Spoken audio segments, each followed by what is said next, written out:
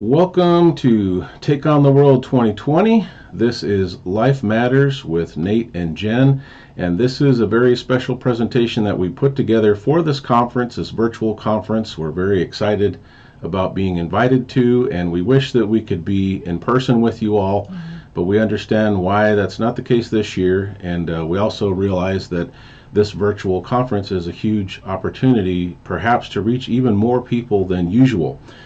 So we have been tasked with a very important topic of dealing with families and parenting and everything that's going on in this world in 2020. So this is entitled Shelter from the Storm, a Family Perspective. And when all of us are well aware that 2020 has been a crazy year of, emotions and challenges and changes, just an unprecedented societal change.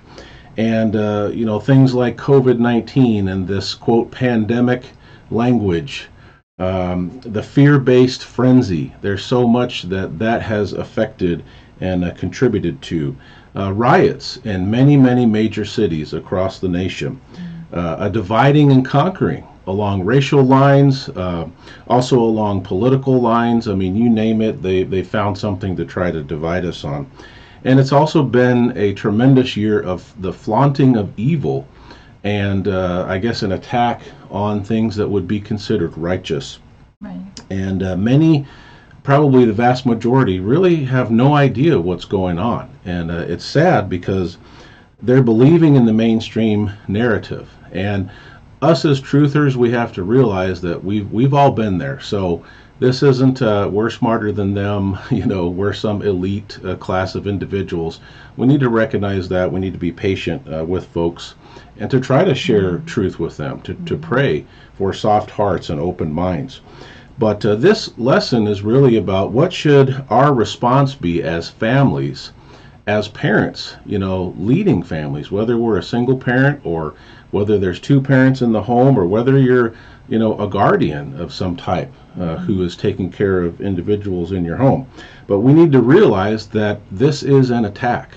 We are under attack, not just society, but specifically families, marriages, relationships are under attack. And we're under attack physically. There's been food shortages and different things. Of course, not too many of us lost a lot of weight on that deal because we were so well stocked up. But emotionally, it is an attack against every person in the family. Psychologically, I've seen some really good videos and information put out there about the psychological aspects of what's really going on behind the scenes. And let's not leave out spiritually, because we are believers, we are followers of Messiah and of the Word, and most of the people who will be listening to this are likely believers as well. So you understand that Scripture shares that Satan is our adversary. He's not only the adversary of the church, the congregation of God at large, but he is the adversary of any believer, whether they're a single believer or we're a married believer or we're talking about a believing family. And so we have to ask the question to begin, what do we as humans typically do when we're under attack? Jennifer and I were kind of brainstorming some of these things. This isn't an exhaustive list, but we do know that typically we will circle up, right? They say safety in numbers, right? And Circle the wagons. Circle the wagons. For our family perspective, we have a family of 6, and so when the whole COVID panic thing hit, we were circling the wagons. We're not we weren't immune to that response. Also hunkering down, right? Along with circling the wagons, you're hunkering down. You're stocking up on supplies, at least at the beginning of the pandemic. Shielding and defending. You go into protection mode, and you're starting to have this heightened sense of awareness. I know when mothers, feel like their kids are at danger, they have a heightened, sense of awareness. The whole mama bear thing kicks in.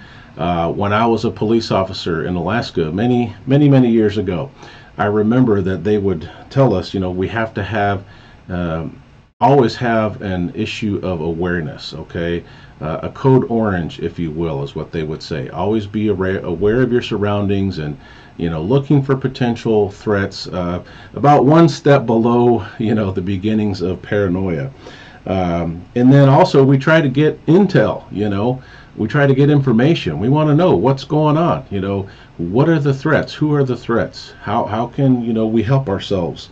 And trying to keep these things in proper balance is probably the biggest challenge. Mm-hmm. And I mean, we've understood that. We've processed the last 5 months and how we reacted to things we could have done differently.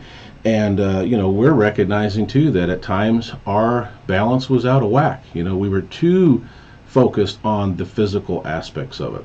And we're not saying that it's a bad idea or wrong to stock up on food and supplies.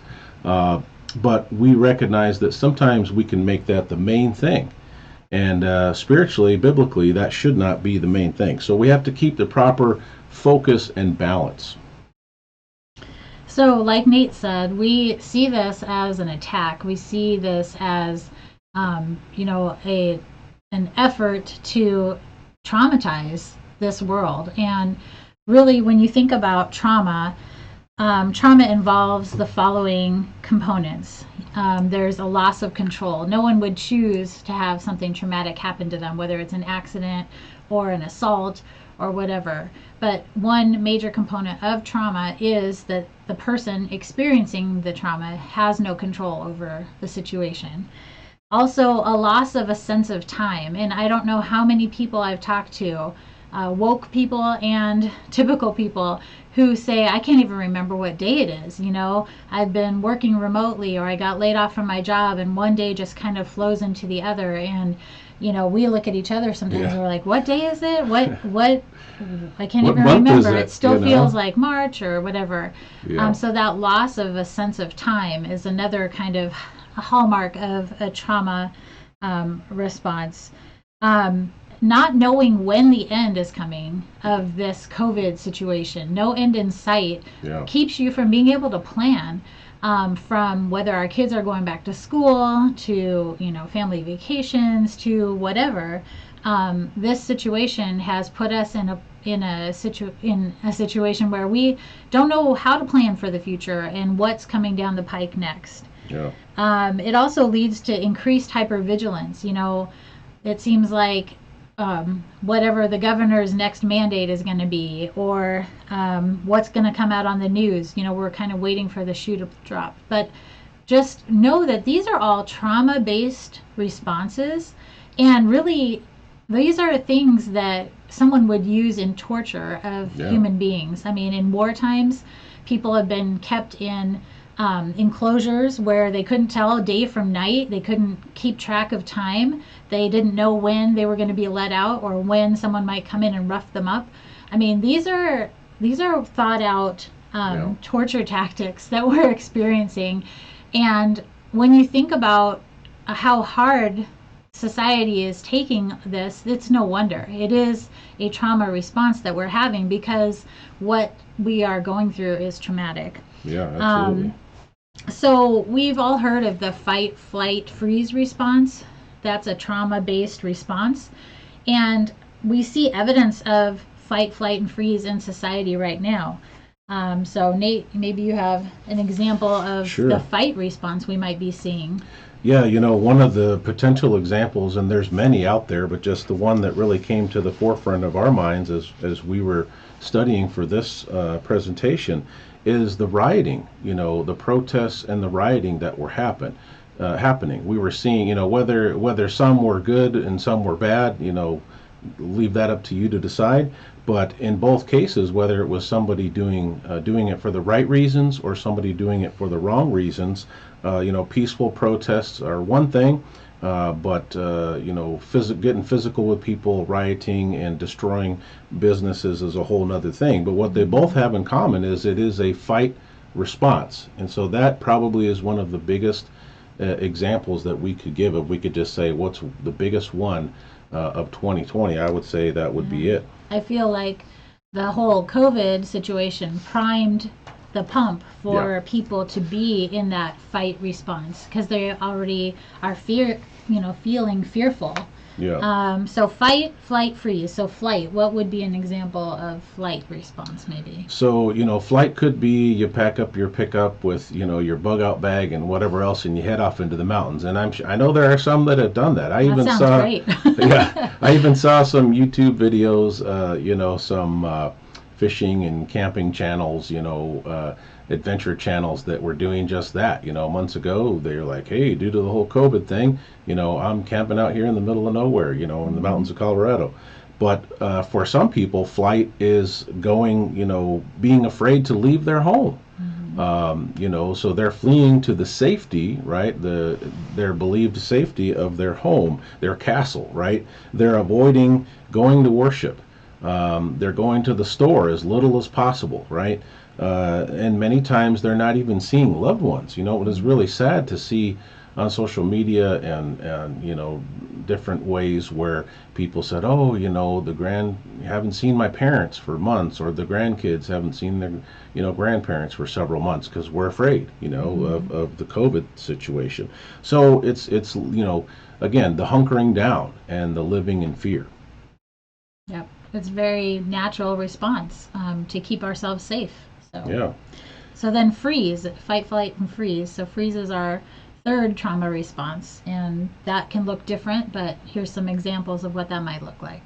Yeah, so the overall, I guess, umbrella of this heading would be numbing out. Anything that we do to kind of numb ourselves from the pain, and particularly, I think media and social media and entertainment have really been utilized by a lot of people in this situation.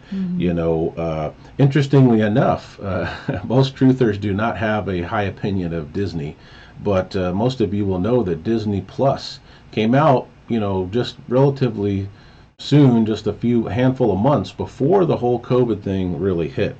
And Netflix and all these other distractions. But speaking as Ohioans, we can tell you that Governor DeWine, and when he said it, we just both looked at each other like that didn't sound like a planted, suggestive deal.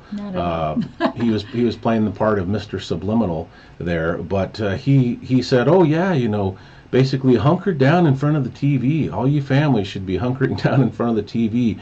We got Disney Plus, all this wonderful programming. He mentioned Disney Plus I mean, in his address. He specifically did. And, I challenge maybe some truthers out there that have done this with other videos where they've shown where it's all a stage and it's all a script, like they did with the TV news, where all the anchors are repeating a catchphrase, And I think that I wonder how many governors or administrators of towns and cities got on there publicly and saying, oh yeah, hey, we got Disney Plus.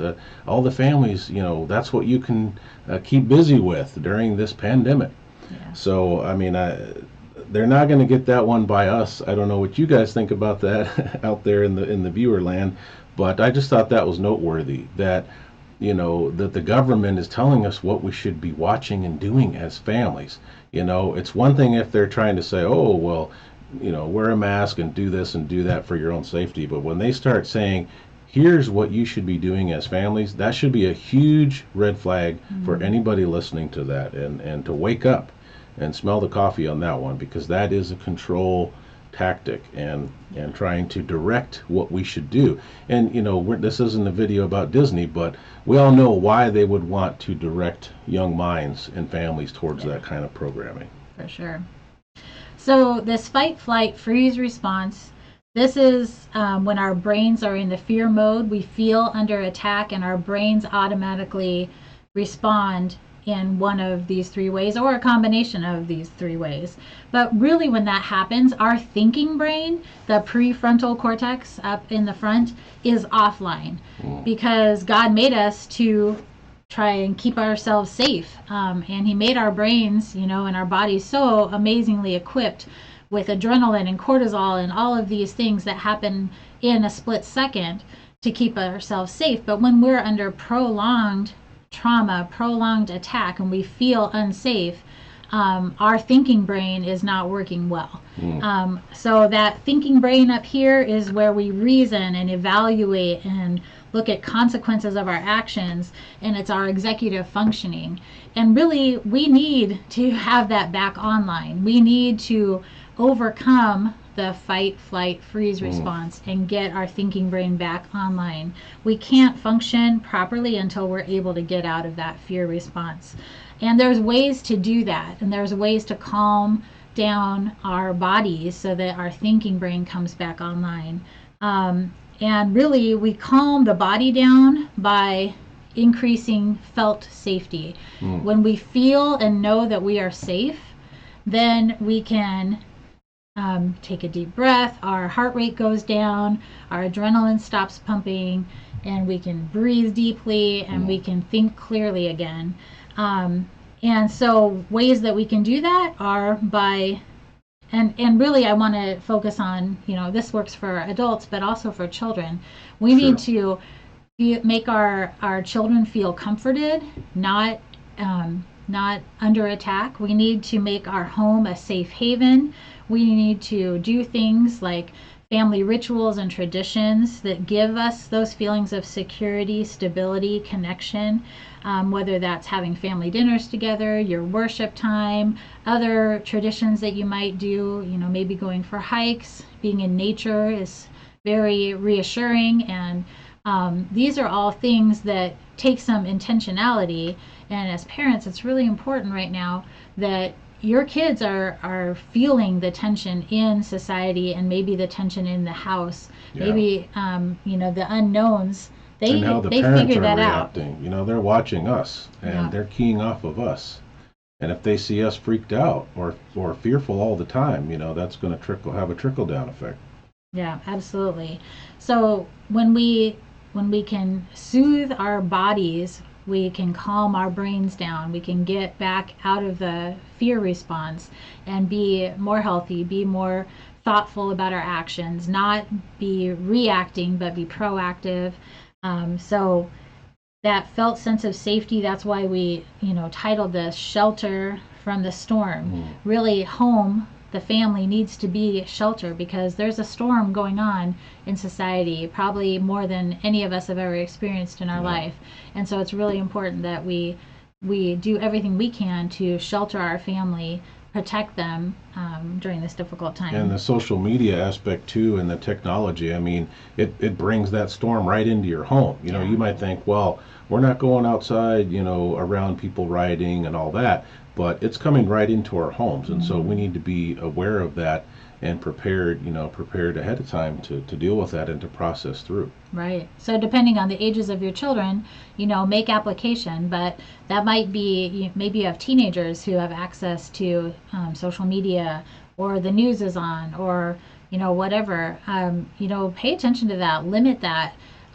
That's not really healthy to have a steady diet of what the world is saying about what's going on. And there's a difference between being informed and being overwhelmed with this constant barrage. Yeah. So we talked about stopping the trauma by stopping the fear response, but healing from trauma comes from something called resilience. And maybe you've heard of resilience. Sometimes people describe it or define it as the ability to bounce back after difficulties. And resilience can be built on at any point in life. Even someone who had a very difficult childhood, as an adult, can do things intentionally to build resilience. Some ways that resilience can be built, these are some examples. One is having connection to other safe people, healthy relationships, a sense of, that bond in whatever that is, spiritually, to a body of believers, connection to your family, maybe to your neighbors, extended family. But connection builds resilience, which helps us to heal from trauma. Absolutely. Another way to heal from trauma and build resilience is to have control. And we just said that trauma takes control away from us. Yeah. None of us would choose to have gone through trauma. But if we can have control over other things in our life to the extent that we are able, that can be very healing. So that can even help your kids if they're feeling like life is really out of their control right now. Yeah. What can we give them control over? What can we reassure them that, this is the same? And, spiritually, can we point to who's ultimately in control, and can we take comfort in that? So Absolutely. having control and knowing the Most High is ultimately in control is a very healing thing. Yeah, and making choices, with the time that we do have, even if sometimes we're a little more, we're staying in our homes more often, we're going out less. Okay, well, what are we doing with that time? I mean, we have control over what goes on in our home at this point. Are we in the Word? As families, are we fellowshipping with each other, or are we all looking at our phones? Are we in the same room for 3 hours, scrolling on a device? Do we go outside in the backyard, and get 15 minutes of sunshine? That's one of the things we do is we go out, and some of you know what grounding is, but we'll go out, take our shoes and socks off, and go put our feet in the grass and sit out there for 15, 20 minutes in the sun. And we'll do that together. So, what are you spending that time in? I mean, that's something that we can control. And so we do need to emphasize those things that we can control, like, for the most part, the use of our time. Yeah. Another resilience builder is community. And that has to do with connection, but, are you a part of a community of believers? Are you a part of a community around where you live? Virtual communities. What a blessing to be able to know so many of you and to share similar thoughts and challenge each other and sharpen each other. But, community is just so important. And that has to do with that circling the wagons as well. But we can really build resilience by having supportive communities to be a part of. Yeah, just a few weeks ago, my oldest, Harrison, and I, we drove a couple hours into Indiana to be part of a weekend community, a men's retreat with fellow believers. And, I'll be honest with you, for a while I wasn't sure if I was going to go. I kind of had that hunker down mentality, like, I really don't want to leave the house, and what if something happens while I'm gone? And, just all kinds of thoughts flooded into my mind, and we're going into another state. This is America. I mean, there has to be evidence of trauma to think that driving from Ohio to Indiana would somehow be a strange or dangerous thing to do. I mean, and we just decided, no, we needed that community. And Jennifer was strongly encouraging me. She's like, this only comes once a year. Don't miss this opportunity. You've been hunkered down all winter. Most of the conferences have been, shut down. You've been isolated as a man, as a spiritual man. You need that. And so that's just one example of taking advantage of community. And it's nice to see on social media, people are already talking about Sukkot, Feast of Tabernacles for this fall. And I saw a couple of the Idaho folks were posting, and they were like, hey, over at so-and-so's place, I think they're hosting, and so it was really cool to see that people are saying, hey, fellowship, community is not only still important, but it's probably more vital than ever before with all of the isolation that we've experienced in the last 5 months. All right. So, we talk a little bit more about some of this resilience, from a spiritual standpoint. What does that look like? And we don't have time to go into all of these examples in this video. I'm going to give one scriptural example that for most of you I think will be familiar, but it'll be a great refresher to look at, and that is recounting times of deliverance. As spiritual people, as spiritually minded people, and followers of Messiah, and we believe that our Creator is mighty and that He is the Most High. Yes. And this COVID thing isn't anything that He can't handle. And there's been, His people have constantly faced challenges and hardships and attacks and captivities and things way worse than what we've even experienced in the last 5 months. And so just like the people of Israel, the children of Israel, they recounted and had songs of deliverance and things to repeat to their children and to the generations that have become part of Scripture, part of what we can read and review today. It's kind of, like saying, hey, look at what the Father has done in the past. Look at how Mhm. He's saved us. He's provided for us. He's delivered us. How He's, encouraged us.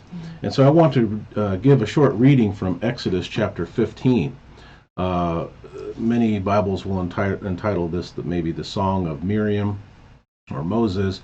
And this is Exodus chapter 15. And it says, I want to read the first 11 verses. It says, Then Moshe and the children of Israel sang this song to Yahweh and spoke, saying, I sing to Yahweh, for he is highly exalted. The horse and its rider he has thrown into the sea. Yah is my strength and song. He has become my deliverance. He is my El, and I praise him. Elohim of my father, and I exalt him. Yahweh is a man of battle. Yahweh is his name. He has cast Pharaoh's chariots and his army into the sea, and his chosen officers, and drowned in the sea of reeds. The depths covered them. They went down to the bottom like a stone. Your right hand, O Yahweh, has become great in power. Your right hand, O Yahweh, has crushed the enemy. And in the greatness of your excellence, you pulled down those who rose up against you. You sent forth your wrath, and it consumed them like stubble. And with the wind of your nostrils the waters were heaped up. The flood stood like a wall, the depths became stiff in the heart of the sea. And the enemy said, I pursue, I overtake, I divide the spoil. My being is satisfied on them. I draw out my sword, my hand destroys them. But you blew with your wind, and the sea covered them. They sank like lead in the mighty waters. Who is like you, O Yahweh, among the mighty ones? Who is like you, great in Kodashah, awesome in praises, working wonders? You stretched out your hand, and the earth swallowed them.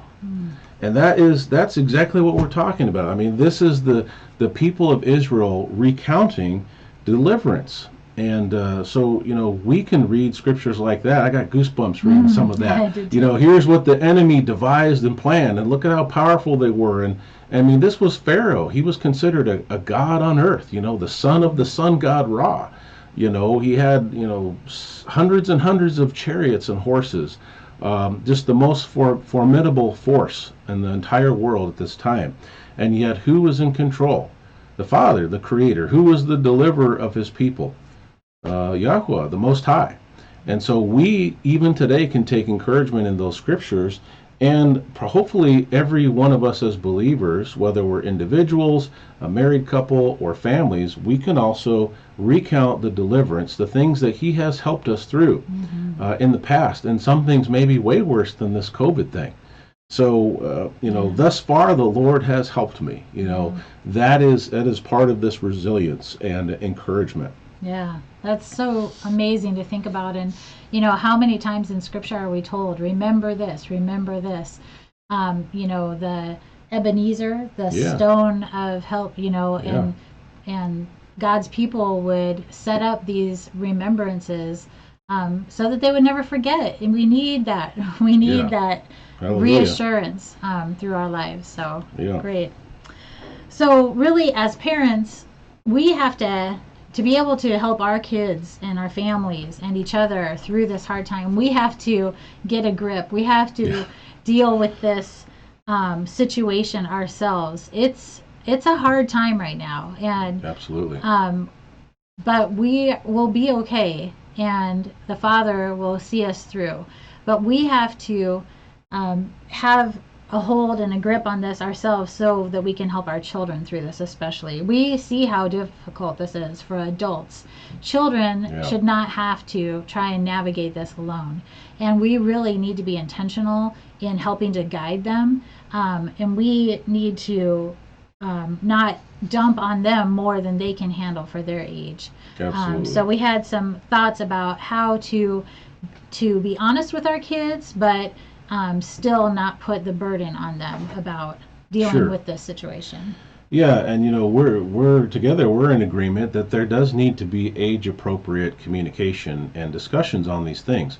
We can't completely shield our kids from these things and pretend like none of this is going on. I mean, that would be harmful to them.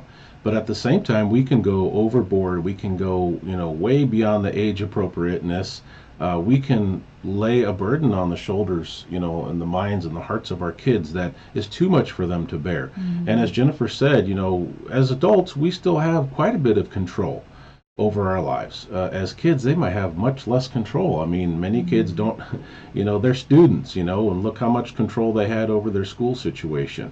They don't, some of them don't even drive, they don't have finances, they don't have the ability or even the authority to just say, okay, I'm heading out over here, I'm going to go do this instead. And they're looking to us, and so we have to be careful and intentionally guide them through this storm. Yeah, I was just going to add, little kids especially, they're very intuitive. I mean, all kids are, but little kids, we think they may not be paying attention, but they are. Yeah. And oftentimes they will blame themselves. They will think, well, I must have done something wrong because mom and dad seem really, tense. And they try to figure out what's going on. So we need to give them some answers. We need to give them some reassurance that this isn't their fault, and mommy and daddy are, we're praying to God, we're dealing with this, and but we have to even give young kids some sense of I don't know, explanation of what's going on, because they Sure. can tell what's going on. They're seeing masks on people out in public. Even little kids have questions and wonder what's going on. Yeah, they're a lot smarter and more intuitive than sometimes we give them credit for. So we have to keep that in mind, and it is our responsibility to protect them and to lead them, to provide safety and to offer reassurance. So that's going to be key to their emotional, psychological, physical health. It's all tied together. Absolutely. So, in addition to parenting children and dealing with our families through this, our marriages are equally under attack. Satan is using these same pressures and stressors to break down relationships. Marriages that have additional strain on them, even when it's not a pandemic, they are more likely to fall apart. And so we all need to be aware and protective of our marriages during this difficult time.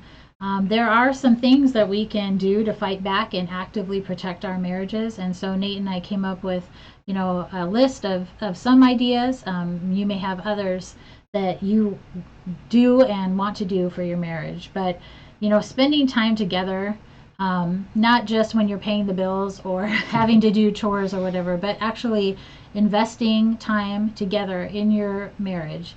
And growing in the grace and knowledge of the Creator together as a couple. Yeah, getting in the Word. Yep, being in the Word together. And if you don't already spend time together in the Word, start.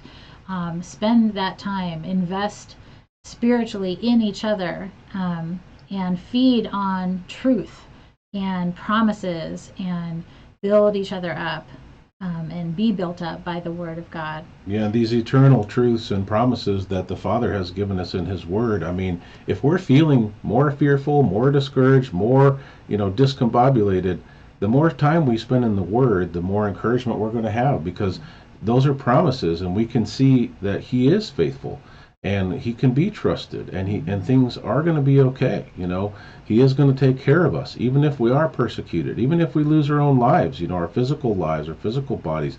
That's not the end, and what He has in store for us are precious promises. It's a blessed hope. And so if we're not getting the encouragement, we need, shame on us, and as a couple, we should take opportunity to do that, not just on the weekends, but as we have opportunity throughout the week. Yeah, and just, spending enjoyable time together. Maybe your date nights look different these days, but you should still look for opportunities to do something fun together, Yeah. And the more we laugh and spend time together, the more our bond grows, and we can make it through the hard times when we all have also experienced more enjoyable times. Yeah, and creating good memories. Right now we've been creating a lot of negative memories with this whole pandemic. The last 5 months. Things have been imprinted on our minds. Well, let's create some new good memories. I see some people on social media going camping. Going fishing, whatever the case is. Just getting out and about, going to the beach. And those are normal, happy activities, and maybe even those normal activities in this abnormal world that we're living in is even more so going to be imprinted, because we're going to be like, hey, we did have some good times, even though we were on lockdown and we had to do virtual school.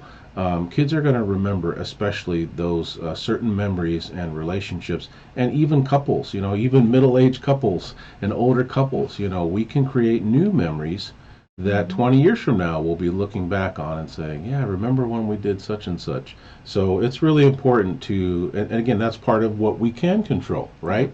Let's not sit around and say, well, woe is me, and we can't do this and we can't do that. Okay, well, let's focus on what we can do.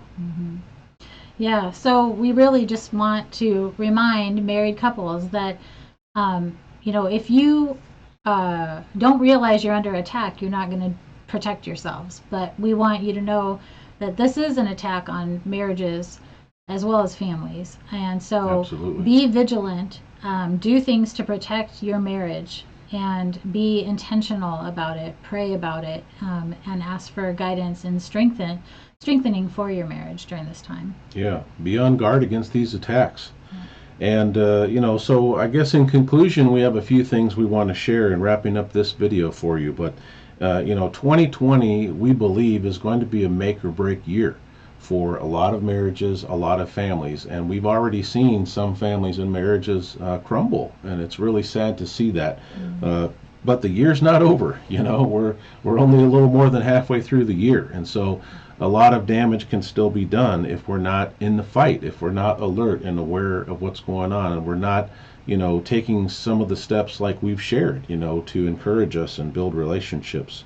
We have to understand that we're under attack from a lot of angles, and how we recognize and respond to these threats is going to make all the difference in the world for each household. And not only the now, what's going on right now, but this will affect, potentially, it'll have a generational effect on our kids and our grandkids. We don't know exactly what this world is going to be moving forward from 2020, but I suspect that things are going to get worse before they get better. And what's going to make it better is the return of Messiah, and he's going to straighten things out.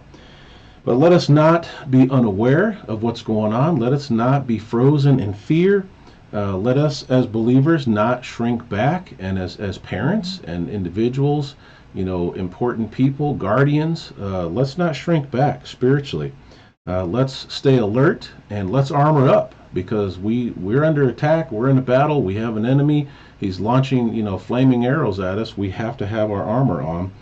And we need to be an encouragement. There's so much discouragement in all of these things that we've shared, the attacks. We need to have more encouragement. We need to encourage one another in truth, in love, in hope. And speaking of armor, I want to read one more scripture for our consideration. This one's probably going to be one that some of you may even have memorized, but this is Ephesians chapter 6, verse 11 and following. It says, "Put on the complete armor of Elohim, for you to have power to stand against the schemes of the devil." And make no mistake, this last 5 months has been part of the devil's schemes. "Because we do not wrestle against flesh and blood, but against principalities and authorities, and against the world rulers of the darkness of this age, against spiritual wickedness in the Shamayim," that's in the heavenly realms.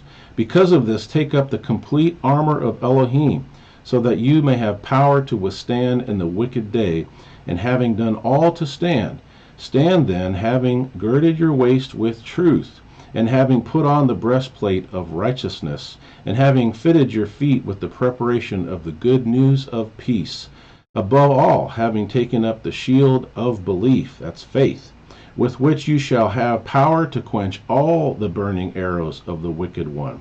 Take also the helmet of deliverance, and the sword of the Ruach, which is the word of Yahweh, praying at all times with all prayer and supplication in the Ruach," that's the Spirit, "watching in all perseverance and supplication for all the Kodashim," that's the holy ones of God, the children of God. And so this is so important for us to just make sure that we are armored up, and we're not just talking about the physical stuff here. This is talking about spiritual armor. The Creator, more than anyone else, understands what this battle is about and what is at stake. And He certainly knows our adversary. And He has given us armor and tools, defensive and offensive weapons of warfare. But we could say so much more. We only have a limited time in this opportunity, but we're so grateful that we could come to you and share some of these thoughts. This has been Life Matters with Nate and Jen, a special Take on the World 2020 edition. We hope that you will keep the faith, that you will fight the good fight, and that you will share the good news in Messiah until He returns. Thank you for watching, and may you be blessed.